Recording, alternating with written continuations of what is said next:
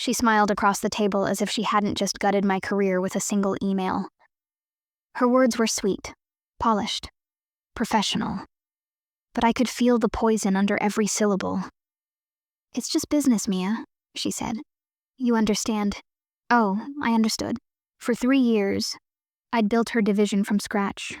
Long hours, cold coffee, and countless client dinners that blurred into boardroom mornings. I taught her how to win people, how to close deals with silence instead of slides. And then she used those same tactics to steal everything I'd built. My clients, my accounts, even the team I trained, all under my name. She didn't even hide it. In her arrogance, she forwarded proposals I'd written, replacing only the signature, mine, with hers. She thought no one would notice. And honestly, for a while no one did, because she was smart enough to cover her tracks. And I was too stunned to fight back. But shock fades, and silence becomes strategy. I remember that night vividly. The office glowing with sterile light, everyone gone except me and the ghosts of missed promotions. Her name was already printed on the client folder stacked on my desk. I flipped through one of them and saw something that made my pulse stop. A scanned page, my digital signature, my exact signature, copied, pasted, and stamped across contracts worth millions. That's when the tremor in my hands wasn't anger anymore. It was opportunity. She had used my name to finalize deals that she had no authority to close. Every signature carried a traceable timestamp. Every document tied back to a clause she didn't even know existed. One, I had personally added when the firm switched to digital authorization, a tiny detail buried in the compliance system, meant to prevent forgery. She'd just walked straight into it. But revenge isn't a sprint. It's a symphony, slow, deliberate, and devastating. So I kept quiet, pretended to be broken, let her believe I was fading. She even started mentoring me, the audacity of it, as if I needed her guidance to rebuild what she'd stolen. But every time she signed another document with my stolen signature, she tied another knot in her own noose. I started collecting evidence quietly. Timestamp logs, metadata reports, audit trails. I watched her win awards, give speeches, and take credit for deals she never negotiated. I smiled in the background, applauding her rise, because I knew that when she fell, the silence that followed would be deafening. And when I finally struck, it wouldn't be with words or confrontation. It would be with the one thing she thought she could own. My signature. Because what she didn't know was that every forged line she used carried something invisible, something only I could activate. A clause, a digital fingerprint that would rewrite everything. And when the time came, I'd make her regret ever saying those 3 words. It's just business. This was personal. And I was done being quiet. Before she betrayed me, we were unstoppable. Sienna and I were the firm's golden duo. Her charm, my precision. She handled the room. I handled the numbers. Together, we made deals that outpaced every other team in corporate M&A. Our boss, David, called us the future of the firm. Back then, I believed it. When we started, she was still learning the ropes. Clumsy with contracts. Overconfident in meetings. I'd stay late correcting her mistakes, cleaning up her presentations, and making sure our clients never saw her blunders. She always thanked me with that perfect smile, the one that looked sincere until you realized it never reached her eyes. But I ignored it. I thought loyalty meant patience. I thought we were building something real. When the firm expanded into new markets, I drafted a digital authorization framework, a security measure to prevent forgery or unauthorized approvals. It required unique encryption tied to each employee's signature. I spent weeks perfecting it, even added a hidden clause linking every digital sign-off to an internal tracker, just in case of tampering. It wasn't meant as a weapon, but fate loves irony. The shift started small. A few clients who once called me directly began reaching out to her instead.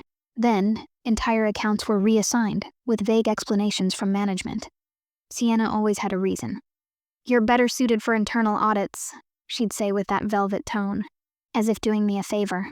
I told myself it was temporary. I believed her. Until one morning, I walked into a meeting and saw my own client, a 6-figure account, sitting beside her, laughing, holding a proposal I'd never seen. My name was on it, my layout, my numbers, even my digital signature at the bottom. I remember the silence that followed, the way the room tilted for a second. She noticed my shock, met my eyes and smiled faintly, as if to say, "Don't make a scene." After the meeting, I confronted her. She brushed it off casually. You were busy, Mia. I just used your template. The client wanted speed, but templates don't include signatures. She knew that. That night, I scrolled through my sent folder. Nothing. Checked the system logs. Nothing. Then I opened the digital authorization tracker I'd built years ago. And there it was. A trail of unauthorized sign-offs, each under my encryption ID, all routed from her workstation. She had copied my digital signature from a training document I'd once shared with her, embedded it into new contracts, and rebranded my work as hers. Every deal she stole, boosted her profile, the firm, started calling her the rising star. And me, I was slowly pushed into the background, labeled as support staff. But I didn't fight. Not yet. I knew what happened to people who challenged her. She had influence, charm that could melt, suspicion and power that came from alliances she cultivated after hours. I had facts, but in a firm like ours, truth doesn't matter until it's undeniable. So I played along, smiled when she did, nodded when she lied, all while quietly backing up every file she forged, every contract she stole, every client she claimed. There's a strange kind of calm that comes when you stop chasing fairness and start building justice. I didn't know when I'd make my move, only that I would. Because Sienna had built her empire on my name, and I was about to take it back, one signature at a time. The following weeks felt like walking through smoke. Everything looked normal, but I could taste the burn beneath it. Sienna strutted through the office like a queen in glass heels, every step echoing over the silence she left behind. She'd become the firm's favorite story, the young woman who turned failing accounts into million-dollar wins. Every success she flaunted was stolen. Every compliment she received was meant for me. But the true conflict wasn't just between her and me. It was inside me. A constant tug-of-war between fury and restraint. My hands itched to expose her, to shout the truth in front of every smug executive who praised her.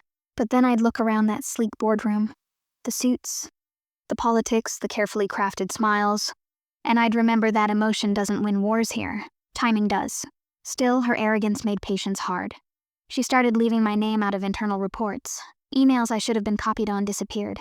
She even had the nerve to ask me to assist her with a presentation for a client I had brought in. It was the same client who once said, Mia, we trust your instincts completely. Now, that client didn't even remember my name. Sienna had rewritten history, and the firm was buying every word of it. The final blow came during the quarterly review. I sat across from David, our managing partner, as he slid a report toward me. It was a performance summary. My numbers looked bleak, and hers were sky high. He sighed, rubbing his temples. You've lost focus, Mia. Sienna's been carrying the weight lately. You might consider letting her lead more of your accounts. I wanted to laugh, or scream, or both. Instead, I nodded. Of course. Whatever's best for the firm. He smiled approvingly, as if I'd just proven my maturity. But inside, something snapped. That night, after everyone left, I logged into the audit server again. My hands shook, but my mind was steady. I opened the contract archives and found a folder named Sienna Closures Q3. Inside were 14 deal files, each one bearing my stolen signature. But what she didn't know was that my digital authorization system didn't just track forgery. It also registered IP addresses and device signatures. Every one of those deals had been sent from her personal laptop. And even more damning, the metadata showed edits made after the client's final approval. That meant tampering, fraud. I exported everything, encrypted logs, timestamp reports, audit trails, and stored them on a private drive. I even printed a few copies just in case. Then I sat there staring at her name on the folder and felt something I hadn't in months. Control. But revenge wasn't ready yet, not until she believed she'd won completely. So I waited, playing the role she'd written for me, the quiet subordinate. I let her shine, let her mock me subtly during meetings, even thanked her publicly when she took credit for another one of my ideas. Every slight became fuel. Every smirk was another matchstick. And then, one afternoon, fate handed me the final piece. A new client, a government contractor, asked for an urgent merger proposal. Sienna rushed to handle it herself, bragging about sealing the biggest deal of her career. She sent the documents that night. I knew before checking that she'd used my signature again. But this time, she made one fatal mistake, and the client system required federal compliance validation, which meant the moment she hit send, every document was automatically mirrored into the central audit database. the same database that cross-referenced my encryption logs. She'd not only forged my signature again, she'd done it on a regulated government file. That was no longer internal misconduct. That was a federal offense, and that was the moment I stopped waiting. The war had officially begun. The morning after she sent that government file, I walked into the office and felt something in the air, heavier than usual. Maybe it was instinct, or maybe betrayal just has a scent you eventually learn to recognize. Everyone was whispering. Screens lit up with the same email headline: Compliance breach inquiry, urgent. My heart raced. For a moment, I thought it was over, that her forgery had already been caught. But when I opened the email, the words froze me. Following an internal review, we've identified irregularities associated with your digital signature. Mia, please meet HR and legal at 10 a.m. for clarification. My stomach dropped. She'd done it. Somehow she'd flipped the narrative. I walked into the meeting room to find Sienna already seated, calm, composed, with that sympathetic tilt to her head that made her look like a concerned friend. Beside her sat HR and the firm's legal counsel. They were all looking at me like I was the problem. Mia, the lawyer began, several contracts under your signature show compliance inconsistencies. We've suspended new client activity under your account until we complete this review. I turned to Sienna. She avoided my eyes, fidgeting just enough to look innocent. If there's been an error, she said softly, I'm sure Mia didn't mean any harm. Maybe someone accessed her credentials. Her tone was perfect, helpful but detached, framing me as careless without ever saying it outright. It was a masterclass in manipulation. I could have defended myself right there. I could have pulled out every log, every audit trail. But I didn't, not yet. Because while they believed her story, I realized something more powerful. She was exposing her own confidence. She truly thought I had no proof. So I played along. I nodded slowly, pretending to be confused, embarrassed. Maybe that's possible. They suspended me that afternoon. My access revoked. My name whispered in hallways as the latest compliance incident. Sienna even hugged me in front of everyone as I left. Don't worry, Mia. I'll keep your clients warm until this clears up. That was the moment she officially crossed from opportunist to enemy. But what she didn't know was that her every forged contract, her every stolen file, I had already mirrored them all onto a secure external system. My system. And once I was outside the firm's walls, I had something she didn't: freedom. That night I sat in my apartment surrounded by files, reports and timestamp logs. On my screen, her digital footprints glowed like neon. Every forged document signed from her IP, every unauthorized transfer marked with her workstation ID. She thought she'd written the perfect script, but she'd forgotten who taught her how to write it. As I stared at her forged documents, the decision became clear. I wasn't just going to clear my name. I was going to make sure hers never recovered, and I would do it the same way she betrayed me, using her own signature against her. I slept less that week than I had in years, but for the first time it felt purposeful. Anger had sharpened into a plan. Not loud, not messy, but precise. I was an architect of deals. Now I'd architect her undoing. Step 1. Weaponize the audit trail.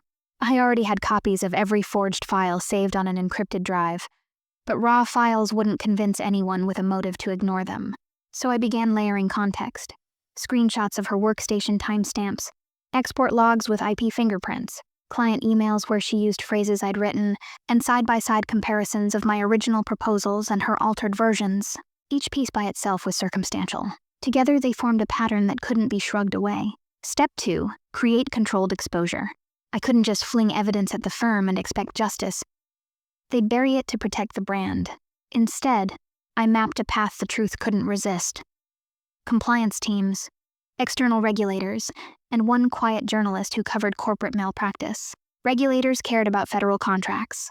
That government file she'd tampered with was my opening, the one thing that turned internal politics into an impartial machine. If the regulator asked questions, the firm would have to answer on record. Step 3. Provoke her into attachment. Sienna loved the spotlight. I planned small, tempting moves to make her use my signature again. A rush of urgent proposals, a client emergency email. I carefully seeded through a contractor who owed me a favor. She'd be unable to resist solving it fast. Her arrogance would do the rest. Step 4. Build public leverage. While the regulator probed, I'd prepare a discreet dossier for the journalist. Facts, dates, and a timeline that made the firm's internal decisions impossible to sanitize. Not slander, not revenge for revenge's sake. Evidence. Step 5, protect myself. I anticipated denials, smear attempts, and counterclaims, so I collected proof of my prior ownership of clients. Thank you notes. Drafts with my handwriting, meeting recordings where clients referenced my counsel. I also made sure copies of everything were stored off-site and sent to a trusted lawyer with strict instructions, released to the regulator and press if anything happened to me or my files. It was cold work, methodical, almost surgical, and each move felt like tightening a knot. I didn't want humiliation. I wanted accountability. I wanted the firm to answer for what they'd allowed, and Sienna to face the consequences of forging federal documents. When the trap was set, I would not raise a hand. I would let their own arrogance pull the final string. And when the first knock on their door came, compliance, regulator, journalist, the room that had cheered her rise would watch, stunned as the empire she'd stolen began to unravel. The day everything began to unravel looked ordinary. The kind of morning where coffee, cups clinked, printers hummed, and ambition hung thick in the air. But beneath that calm surface, something irreversible was already in motion. At exactly 9:14 a.m., a notification appeared on my phone. A secure alert from the compliance system. I'd quietly triggered days earlier. The regulator had accessed the audit logs tied to Sienna's forged government file. The timestamp was live. She was about to face the consequences in real time. I went into the office that day as if nothing had changed. My access badge still worked, a temporary oversight from HR, and I walked in like a ghost returning to her own crime scene. Sienna was in the glass conference room, presenting to the partners. Her voice, that smooth, rehearsed melody of confidence, echoed faintly through the hall. She didn't see me when I walked past, but David did. His eyes widened for a fraction of a second before settling into that managerial calm. "Mia," he said softly, "HR told me." "Don't worry," I interrupted. "I'm just here to collect a few things." He nodded, relieved. He had no idea he was about to lose a lot more than an employee. At 10:03 a.m., I stood by the reception desk when 3 people stepped out of the elevator.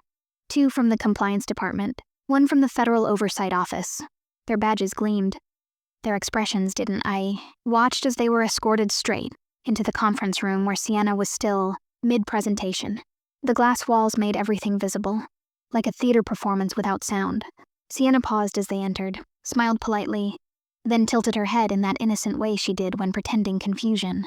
The lead investigator handed her a folder. She scanned the first page, and I saw it. That flicker. That tiny, involuntary blink of panic. She looked up, her composure cracking for the first time. Her lips parted, but no words came. The partners exchanged glances, and David's confident posture wilted. One of the investigators plugged a drive into the screen, projecting a document, one, of the forged contracts, with a glowing, digital watermark at the bottom, my name, my signature, my encryption ID, and then the system highlighted the source data.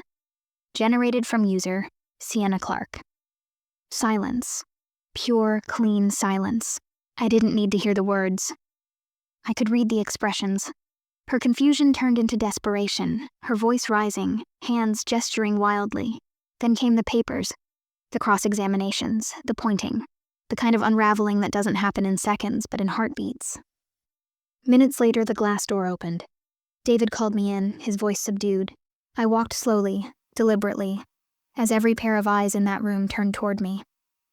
"Mia," he began, "it seems there's been a misunderstanding regarding these documents." I looked at the screen where my signature still glowed. "No misunderstanding," I said softly. "I told you months ago something was off. You chose not to see it." Sienna tried to speak, but the investigator cut her off. "Miss Clark, please refrain from comment until legal counsel arrives." Her face went pale.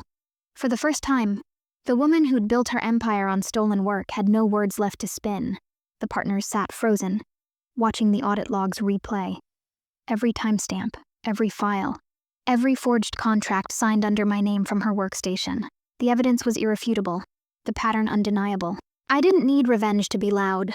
This silence, this heavy, stunned silence, which was worth every sleepless night. As I left the room, I heard David calling after me. "Mia, wait. We'll sort this out internally." I turned back and smiled just slightly. "No, David, this one's beyond internal. I walked out into the hallway, feeling the weight lift off my chest. Behind me, voices rose, panic, excuses, legal jargon colliding in chaos.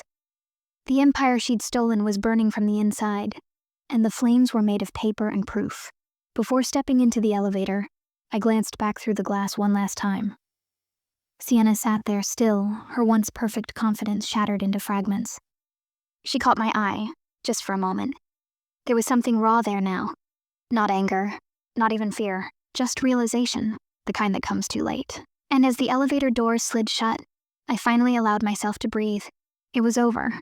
Almost. Because now came the part she never saw coming. The world outside the firm was about to learn exactly who she really was. The news broke 2 days later. A quiet headline at first. Audit exposes forged contracts in prominent M&A firm. Then it spread like wildfire across every business outlet. Within hours, Sienna's name trended, and the firm scrambled to release a statement about a breach of internal integrity. They called it a misjudgment. The regulators called it fraud. By the end of the week, Sienna was suspended pending investigation. The partners distanced themselves faster than light. Her photos vanished from the company site. Her awards disappeared from the lobby wall, and her carefully curated career collapsed under the weight of her own lies. David reached out, asking me to return, to help rebuild trust within the firm. I declined. I didn't want her chair, her clients, or her title. All I wanted was peace. And the truth finally had given me that. Still, there was one last thing I had to do. I drafted a brief email to the journalist who'd been tracking the story, attaching the complete dossier of evidence. Every forged signature, every hidden clause, every time-stamped lie. I didn't add commentary, just one line. Justice should never depend on who tells the story first. Then I hit send. That night, I sat by my window watching the city lights flicker. For the first time in months, the silence wasn't heavy. It was earned. I thought about her. About how power makes people believe they're untouchable. How betrayal always carries its own signature if you know where to look. I didn't destroy her. She destroyed herself. I just gave the truth a microphone. And somewhere between vengeance and closure, I found something else. The quiet kind of victory that doesn't need applause. In the end, I learned that revenge doesn't always need fury. Sometimes it just needs patience. The same silence she once mistook for weakness became the weapon that ended her game. Truth doesn't shout, it waits. And when it finally speaks, it dismantles everything built on deceit. I never wanted to ruin her. I only wanted my name back. But justice has its own rhythm. And when it arrives, it makes sure everyone hears it. Now, whenever I sign a document, I pause for a second. Not out of fear, but gratitude. Because every signature tells a story, and mine finally tells the truth. This is Revenge Untold, where power meets its reckoning, and silence becomes justice. Don't forget to subscribe.